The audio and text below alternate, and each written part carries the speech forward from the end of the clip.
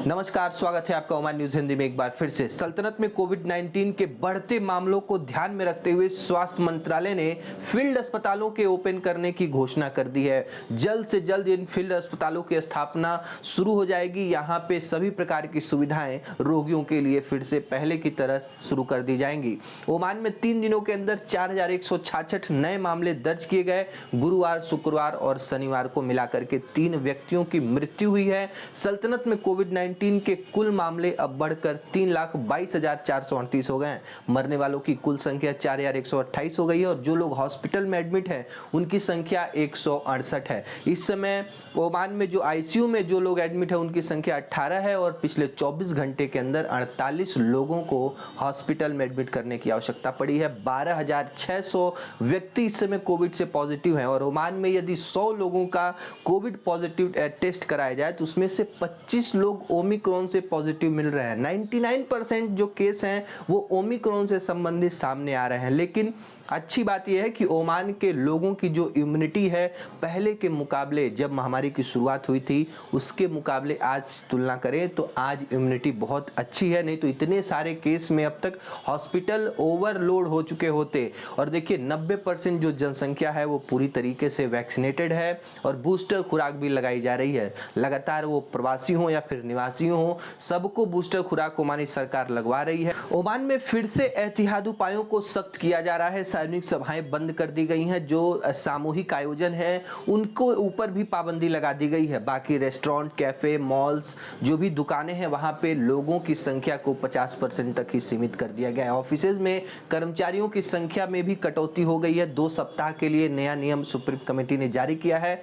Royal Oman police ने Muscat government से धोखाधड़ी के आरोप में 6 प्रवासियों को गिरफ्तार किया है। देखिए, जो भी लोग ओमान में काम करने के लिए जाते हैं, महीने की सैलरी मिलती है, वे चाहते हैं कि इसमें ज़्यादा से ज़्यादा हम जो बचत करके अपने परिवार, अपने देश हम पैसे भेज सकें। और इन भोले भाले लोगों का फ़ायदा उठाकर 6 अफ्रीकी राष्ट्रीयता के लोग इनके पैसे को दुगना करने का लालच दे रहे थे और इनको धोखाधड़ी के केस में रॉयल ओमान पुलिस ने गिरफ्तार किया है। ये प्रवासियों के पैसे को इकट्ठा करके रफू चक्कर हो जाते थे, फिर आप इनको खोजते रह जाएंगे, ये कहीं नहीं मिलेंगे। तो इस प्रकार के लुभावने जो प्रलोभन है उसमें आप न फंस। नागरिक उड्डयन प्राधिकरण ने पिछले 3 दिनों में सल्तनत में जिस तरह से आंधियों का दौर चल रहा है, लगातार जो डस्ट स्टॉर्म आप देख रहे होंगे, इसकी जो स्थिति है अगले 2 दिनों तक ऐसे ही बनी रहेगी। CAA ने कहा है कि आने वाले 2 दिनों तक इसी प्रकार की आंधियां राज्यपाल के अलग अलग हिस्सों में चल सकती हैं। CAA ने चेतावनी दी है कि धूल भरी आंधियों से विशेष रूप से जो रेगिस्तानी इलाके हैं वहां पे जो विजिबिलिटी बहुत कम हो जाएगी। ऐसे में जो वाहन चालक हैं वो सावधानी से गाड़ी चलाएं। और देखिए, दोपहर में लगातार सबसे कम टेम्परेचर दर्ज किया गया है। देखिए, मस्कट में स्थित भारतीय स्कूलों के एडमिशन के लिए नोटिफिकेशन आ चुका है। 7,000 सीटों के लिए जो रजिस्ट्रेशन है 26 जनवरी से शुरू हो जाएगा, जिसकी लास्ट डेट 28 फरवरी 2022 तक बताई गई है। देखिए, प्रवेश के लिए ऑनलाइन पंजीकरण कराने के लिए जो सभी एडमिशन की प्रक्रियाएं हैं वो ऑनलाइन तरीके से होंगी। बाउसर, मस्कट, दारसेत, अल वादी, अल कबीर, अल घुबरा, अल सीब और अल माबेला में भारतीय स्कूलों में पढ़ने वाले बच्चों के लिए एडमिशन आमंत्रित किए गए। रॉयल ओमान पुलिस की टीमों ने एक टोंगो के राष्ट्रीयता का जो वाणिज्य जहाज है, जो कॉमर्शियल जहाज है, इसको रेस्क्यू करने में सफल हो गई है। देखिए, इस जहाज पर कैप्टन समेत 21 लोग सवार थे और इसमें कुछ खामियां आ चुकी थी और ये जहाज लगातार श्रिंक कर रहा था। लेकिन रॉयल ओमान पुलिस के तटरक्षक नौकाओं ने इस जहाज को सक्सेसफुली सलाला के तट पर पहुंचा दिया है, जहां पे इन सभी 21 सवार लोग पूरी तरीके से स्वस्थ हैं और सुरक्षित हैं। देखिए, ओमानी पोशाक में यदि कोई व्यक्ति छेड़छाड़ करता है या फिर इसको डिजाइन करने में कुछ उलटफेर करता है तो उसके ऊपर 1000 ओमानी रियाल तक का जुर्माना निर्धारित कर दिया गया है।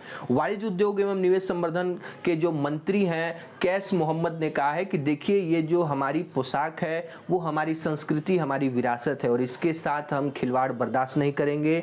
जो भी इसके पारंपरिक जो डिजाइन है उसको छेड़छाड़ बनाने वाली कंपनियां या फिर कोई व्यक्ति इसको छेड़छाड़ करता है, अलग डिजाइन से बनाने की कोशिश करता है तो उसके ऊपर 1000 ओमानी रियाल का जुर्माना लगाया जाएगा।